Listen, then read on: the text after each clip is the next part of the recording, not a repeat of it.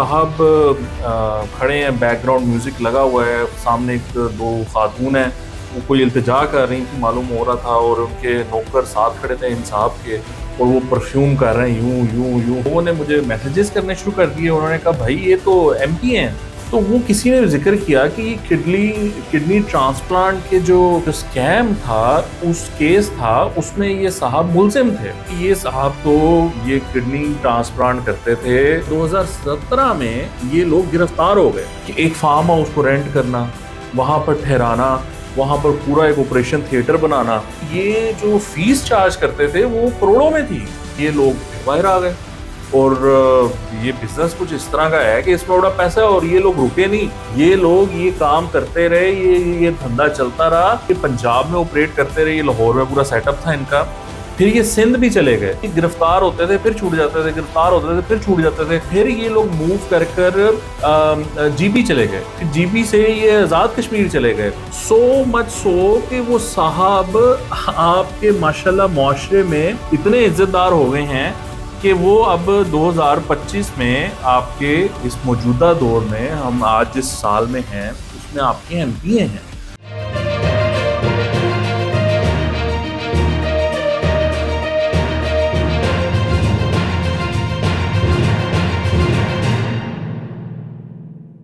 अस्सलाम वालेकुम, मेरा नाम है वकास इब्राना। मुझे देख पा रहे हैं मेरे यूट्यूब चैनल पर। उम्मीद है आप सब लोग खैरियत से होंगे। कुछ मामला इस तरह हुआ कि मैं फेसबुक देख रहा था, और फेसबुक पर एक वीडियो गुजरी। हमारे बड़े प्यारे भाई हैं अजमल जामी, उन्होंने एक वीडियो अपलोड की हुई थी। कोई साहब खड़े हैं, बैकग्राउंड म्यूजिक लगा हुआ है, सामने एक दो खातून हैं, वो कोई इल्तिजा कर रही थी मालूम हो रहा था, और उनके नौकर साथ खड़े थे इन साहब के, और वो परफ्यूम कर रहे हैं यूं यूं यूं। मतलब वो पता नहीं क्या, वो क्या, मतलब अजीब से ही लग रहा था कि जिस तरह कोई फ्री का परफ्यूम मिल गया है या क्या हुआ है। तो वो परफ्यूम पूरी बॉडी पे, हाथ पे, वो फिर उसको रब कर रहे हैं। मैं कहा यार ये किस किस्म का इंसान है। ज़ाहिर बात है वो देखने में अजीब लगता है। आप ये वीडियो देख सकते हैं कि वो किस तरह वो बेचारी कोई खड़ी इल्तिजा कर रही है, इधर इनकी टिकटॉक चल रही है। तो उसके थोड़ी देर बाद ये हुआ कि लोगों ने मुझे मैसेजेस करने शुरू कर दिए। उन्होंने कहा भाई ये तो एमपी हैं। मैंने कहा ये एमपी हैं? कहते जी ये एमपी हैं, और ये नून लीग के एमपी हैं। तो मैं बड़ा हैरान हुआ। मैंने कहा यार ये बड़ी अजीब बात है, ये आदमी जिस तरह की इसकी हरकत हैं, ये एमपी बन गया हुआ है। एनीवे, तो थोड़ी देर बाद कुछ और मामला वो ट्विटर पे चले, कि लोग पूछना शुरू हुए कि यार ये कौन आदमी है, ये क्या कर रहा है। तो वो किसी ने जिक्र किया कि ये किडनी ट्रांसप्लांट के जो स्कैम था, उस केस था, उसमें ये साहब मुलजिम थे। मैंने कहा यार ये तो मतलब अजीब ही बात हो गई। ये एक तो कहाँ से मामला शुरू हुआ, फिर वो एमपीए निकला, पता चल रहा है कि ये किडनी ट्रांसप्लांट का कोई स्कैम करता रहा है, कोई वो मामलात करता रहा है, उसमें एफआईए इसको पकड़ के ले गई थी, ये तो उसमें मुलजिम था। अच्छा जी, वो ये करते करते ये हुआ कि मुझे किसी की कॉल आ गई। उन्होंने मुझे बताया, किसी सरकारी ऑफिसर की, उन्होंने मुझे बताया कि ये साहब तो ये किडनी ट्रांसप्लांट करते थे, और ये इनके जो मामू हैं फवाद साहब, डॉक्टर फवाद, वो सही कल्प्रिट होते थे। वो सर्विसेज हॉस्पिटल में डॉक्टर थे, और उन्होंने अपना कोई सिस्टम शुरू किया हुआ था जहां पर कि वो किडनी ट्रांसप्लांट करते थे उन लोगों का जो मिडल ईस्ट से आते थे, यानी दुबई, मस्कत, कुवैत, कतर, ये इधर के ना वो क्लाइंट्स लेकर आते थे। और 2017 में ये लोग गिरफ्तार हो गए। इनके मामू भी गिरफ्तार हो गए, ये साकिब साहब भी गिरफ्तार हो गए। इनका जो पंजाब असेंबली में जो नाम लिखा हुआ है ना जी, वो है मोहम्मद साकिब खान। वैसे ये लिखते हैं साकिब खान चद्दड़। ये अपना कोई इनकी कास्ट होगी, चिन्योट से ये एमपी हैं।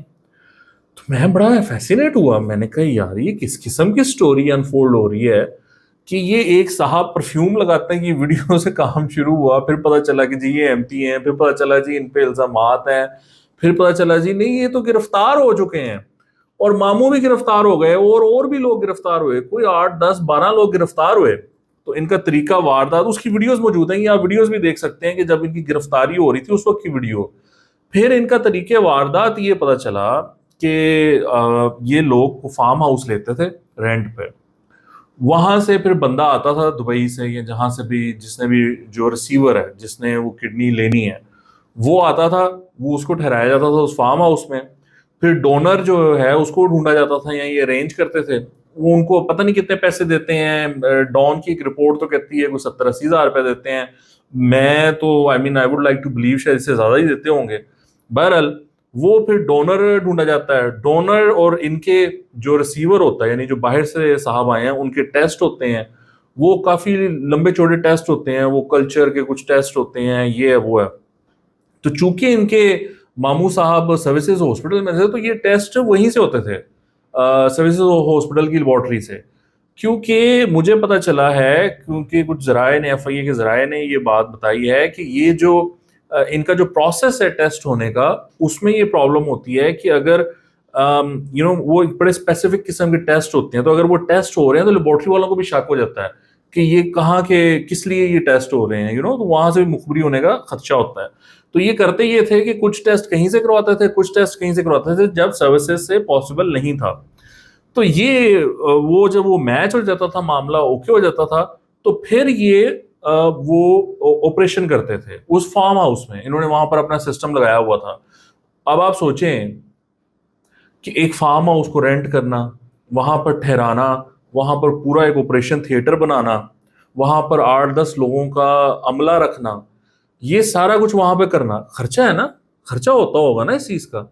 लेकिन मुझे जो जराए हैं उन्होंने ये बताया कि ये जो फीस चार्ज करते थे वो करोड़ों में थी। यानी ये जो साहब आए हैं बाहर से, वो करोड़ों रुपया पे करते थे इनको। सो ये बड़ा ल्यूक्रेटिव बिजनेस है जिसमें ये लोग इन्वॉल्व थे। अच्छा, वो फिर ये होता था कि वो ये वहां पर ये काम हो जाता था, वो जो है वो ऑपरेशन हो जाता था।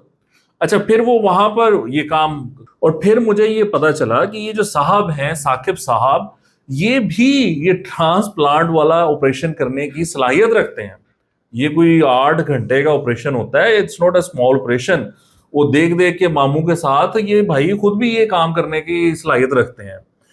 अच्छा जी, अब वो फिर वो ट्रांजैक्शन हो जाती थी। अब 17 में ये हुआ कि वो एक छापा पड़ा उधर इनके वो फार्म हाउस पे, और वहां से फिर वो उन्होंने बंदा पकड़ लिया। सारे बंदे पकड़े गए। अब उसमें जो रिसीवर थे, जो साहब उस वक्त थे, मेरे जराए मुझे ये बताते हैं कि वो मस्कत से थे, यानी ओमान से। लेकिन जो उस टाइम रिपोर्ट हुई है 2017 में, वो दुबई की रिपोर्टिंग हुई है। उसमें एक अब्दुल मजीद साहब थे, इनके कारिंदे थे, जो कि दुबई से उस साहब को लेकर आए थे पाकिस्तान। अब हो सकता है कि फ्लाइट दुबई से ली हो, लेकिन मेरे जरा ये मुझे कहते हैं कि जी वो बंदा मस्कत का था। अच्छा जी, वो अब उन साहब की हो गई डेथ।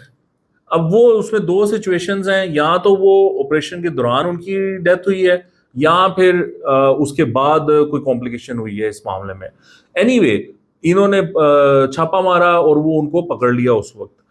लेकिन वो ये फिर मामला हुआ कि ये लोग फिर बाहर आ गए, और ये बिजनेस कुछ इस तरह का है कि इसमें बड़ा पैसा है, और ये लोग रुके नहीं।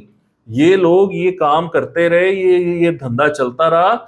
इतना चलता रहा कि 2023 में इनका लास्ट जो रिपोर्टेड केस है, जहां पर ये दोबारा छापा पड़ा, जहां पर ये दोबारा इनकी गिरफ्तारी हुई, वो 2023 है। बेदिया में छापा पड़ा एक फार्म हाउस पे, और वहां से गिरफ्तारी हुई।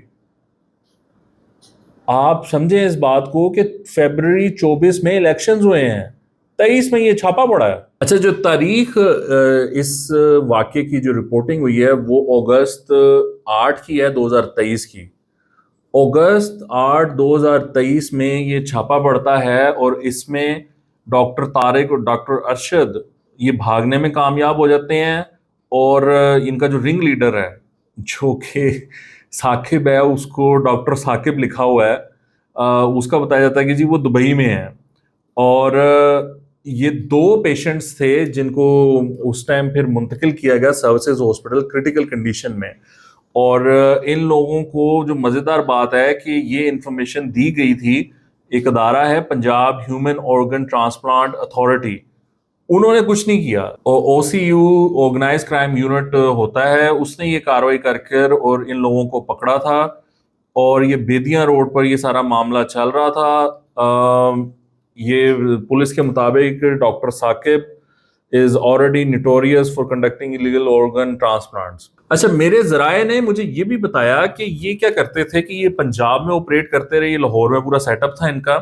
फिर ये सिंध भी चले गए, सिंध में करते रहे, जब वहाँ पर मुश्किल हुई और ये कुछ नए कानून आए, कुछ बॉडीज़ नहीं बनी, कुछ अथॉरिटीज़ नहीं बनी, जिस तरह कि मैंने आपको बताया Punjab human organ transplant authority वगैरह बनी, तो फिर ये लोग मूव कर जीबी चले गए, क्योंकि जीबी में वो नहीं आती, ज्यूरिसडिक्शन वो नहीं होती उनकी ना। फिर वहां पर ये लोग ये काम करते रहे। फिर जीबी से ये आजाद कश्मीर चले गए, ये मतलब वहां पर इन्होंने अपना ये सारा काम करते रहे। ये मतलब इतना पैसा था, बाज नहीं आए, और ये चीजें ये चलती रही। ये गिरफ्तार होते थे फिर छूट जाते थे, गिरफ्तार होते थे फिर छूट जाते थे। जाहिर बात है, जब इतना पैसा इन्वॉल्व है, 10-10 करोड़ रुपया आप ले रहे हैं ये ट्रांसप्लांट का, या जो भी इनकी प्राइसिंग है, तो उसमें 1-2 करोड़ रुपए इधर उधर देना तो कोई मसला नहीं है। मतलब देखिए, एफआईए ने पकड़ा इनको, एफआईए से छूट गए ये, पुलिस पकड़ती थी, पुलिस के बाद में छूट जाते थे। सो मच सो कि वो साहब आपके माशाल्लाह मुआशरे में इतने इज्जतदार हो गए हैं कि वो अब 2025 में आपके इस मौजूदा दौर में, हम आज जिस साल में हैं उसमें आपके एमपी हैं। He is a member of your provincial assembly, और उसको वोट पड़े हैं या नहीं पड़े, वो किस सेटिंग से एमपीए बने हैं, अल्लाह बेहतर जानता है। भरल जी ही इज एन एमपीए। और सिर्फ देखें कि ये जो 2023 में अगस्त में वो मामला हो रहा है, और 6 महीने बाद वो साहब इलेक्शंस लड़ते हैं फरवरी 2014 में, और सॉरी फरवरी 2024 में, और वो एमपी बन जाते हैं। What a story, what a progression, क्या उन्होंने तरक्की पाई है। और आप उनके वो विजुअल्स देखें, आप उनके टिकटॉक्स देखें, इंस्टाग्राम देखें, तो जी रेंज रोवर और पता नहीं स्पोर्ट्स कार्स, घोड़े, कमाल। और इनकी तस्वीरें मरियम नवाज के साथ, इमरान खान के साथ, बुजदार के साथ, सबके साथ तस्वीरें चल रही हैं। मतलब क्या मैं कहता हूँ, कमाल हमारा मुआशरा है, जहां पर कि आप जितने 2 नंबर हैं उतनी जल्दी आप तरक्की करेंगे, और उतना ही आपको, जिसको कहते हैं ना, बाहें खोल के ये लोग एम्ब्रेस करते हैं कि आ जाएं, शाबाश हमारे पास।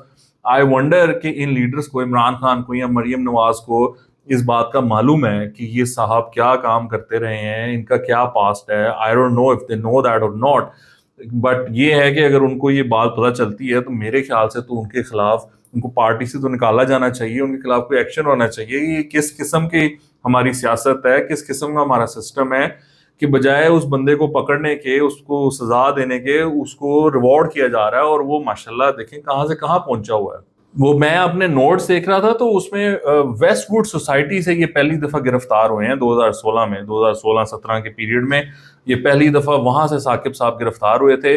और जो रिपोर्टेड इनकी गिरफ्तारी का मामला है, ये कहीं चित्राल में छुपे हुए थे, फिर ये फैसलाबाद आए, फिर इन्होंने मरी जाना था, फिर ये मरी गए, मरी में इनको गिरफ्तार किया गया, वो होटल से, मैजनेट होटल से, वहां से इनकी गिरफ्तारी हुई। तो ये मतलब ये स्ट्रेच है इस नेटवर्क का, और इसमें कहते हैं, बताया जाता है कि अब तो ये साहब माशाल्लाह इतने सेटल्ड हो गए हैं, और इतने इनमें हौसला आ गया हुआ है कि लाहौर के डेविस रोड पे भी कोई कमर्शियल प्लॉट है, और वहां पर भी इन साहब ने अपनी कोई तख्ती तुख्ती लगा ली है, और वो कोई फड्डे वाला प्लॉट है, और वहां पर भी उन्होंने मामला कर लिया है। तो I mean fabulous, I mean this is the kind of system we live in. आप जितने करप्ट हैं, आप जितने 2 नंबर हैं, ये सिस्टम आपका उतना साथ देता है, आपको उतना रखता है। बस आप इस सिस्टम को फीड करते रहें, आपको वो गुर आना चाहिए कि आप इस सिस्टम का पेट भरते रहें। वो जिस तरह मलिक रियाज कहता है ना, फाइलों को वह पहिए लगा देता था, तो ये आपको करना आना चाहिए। बहुत फिर सत्तो ही खैर है। तो ये थी सिचुएशन, जो कि वो परफ्यूम लगाने वाली वीडियो से शुरू हुई, और वो कहाँ से कहाँ मामला मेरे तक जो सारी इन्फॉर्मेशन पहुंची, मैं आपके साथ वो शेयर करना चाहता था। उम्मीद है कि आपके भी ऐसे लोगों के बारे में जज्बात, उनकी गाड़ियां, उनके घोड़े, या उनकी जो ताकत है या जो दौलत है, वो देख के आप इम्प्रेस नहीं होते होंगे। एटलीस्ट मुझे देखने वाले तो ना ही हो, तो आपकी बड़ी मेहरबानी। ये कोई अच्छी चीज़ नहीं है, सोसाइटी में इस तरह का ट्रेंड नहीं होना चाहिए। हमें देखना चाहिए कि इसकी ये जो दौलत है, क्या ये हलाल की है, ये किन ज़राए से इसने कमाई है। हमें ये देखना चाहिए कि ये जो बातें कर रहे हैं, अभी आपको पता है कि यूट्यूब पे जो इन्फ्लुएंसर्स हैं, जो लोग ये काम करते थे यूट्यूब पर, उनकी किस तरह की कहानियां सामने आ रही हैं, तो अब उनके चेहरे खुल के सामने आ रहे हैं। तो हमें उस चीज़ में भी गौर करना चाहिए, क्रिटिकली सोचना चाहिए। बहरहाल आज के लिए इतना ही। आपके देखने का बहुत शुक्रिया। खुदा हाफिज़।